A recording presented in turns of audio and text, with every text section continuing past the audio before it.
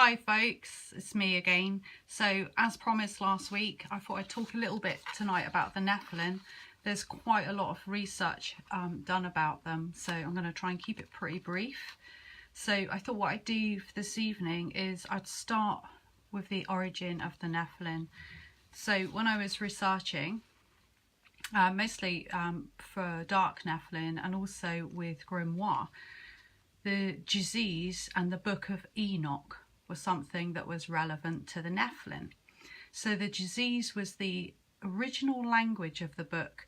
Enoch said to be the great-grandfather of Noah, and it's written in different parts. The book, The Watchers, which is about the Nephilim, said to be written about 300 BC, was written about the downfall of man because of the fallen angels who were sent to watch over man, but that later bred with human females, creating a super race of Nephilim.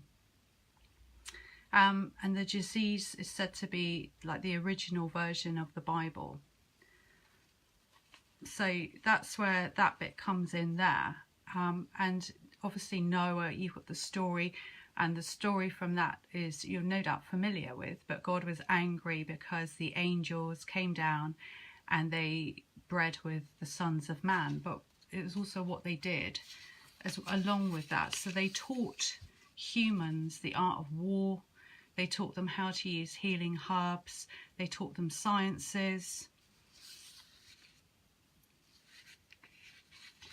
and also they were great leaders amongst men as well, and elite soldiers and champions.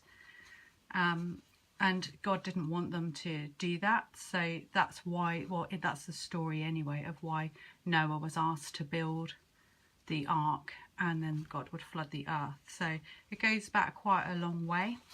You've probably come across the Nephilim if you're a supernatural fan.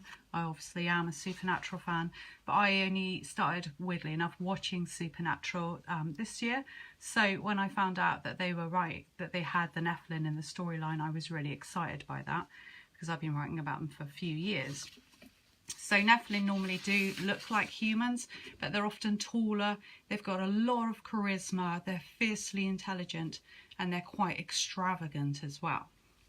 So that's a little bit about them there. What else have we got here? If you just have a little scan through. Yeah, so though they look like humans, they do possess celestial powers. So they have the ability to read humans' thoughts, but they're usually quite indistinguishable.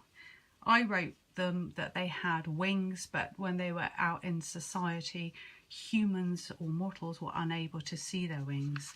Nephilim also have a huge distaste for underworlders, so that's vampires, werewolves, demons especially, and they're really good at hunting demons, and they will actively go out of their way to kill demons and vampires and those they consider evil.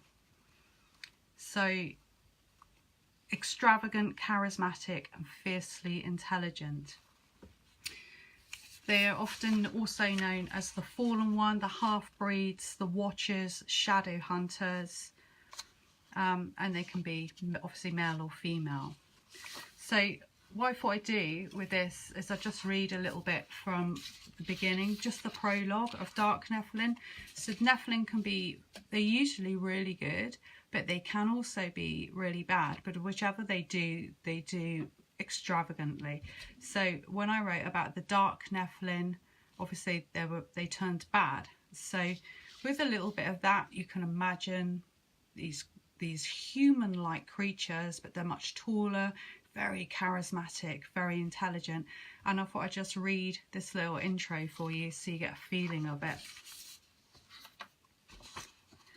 They crouched on top of the Georgian buildings, their massive wings beating slowly. Looking down as the mortals passed unawares, these magnificent and terrifying creatures were waiting, watching, waiting for blood. Their once milky skin now shining obsidian, tinged crimson. Red from the blood they stole, but blood that they were not designed to take. crimson that glistened under the slight moonlight in that picturesque city. Like something from a macabre Gothic tale, hair flowing in the wind and their hands gripping the ledges, their movements animalistic. But then they'd never been human.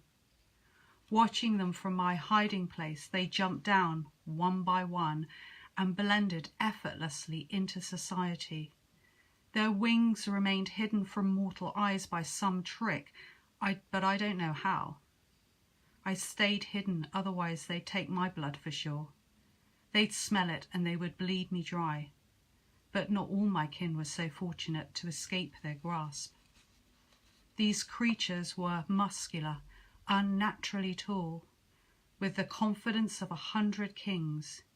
Each of them were forbidden by nature and answerable to no one. They searched for my kind, who they'd spent thousands of years killing remorselessly as they viewed us as an abomination, a plague upon the land. And now they sought us to devour our blood, our souls. It had driven them into a frenzy, the taste of blood, that swoon, hungry and savage. These creatures changed the design of their nature from killing my kin to feeding off of us. We, the hunters, became the hunted, and we had to hide and outmaneuver these dark Nephilim that were once divine power, now evil. My heart pounded at high speed and I tensed as I watched them. I wished I'd had my friends with me, but I was alone. Death would fill the streets tonight. Vampire blood would be spilled and the gates of hell had been opened. All the damned were crawling through, feasting on the souls of man and vampires, destroying their hearts. So hopefully that gives you a bit of a taste of the awesome power of the Nephilim. That's about all I've got this week, but what I'm going to do next week is read. I might have to do it in 3 parts because it's been turned into a little book, but read the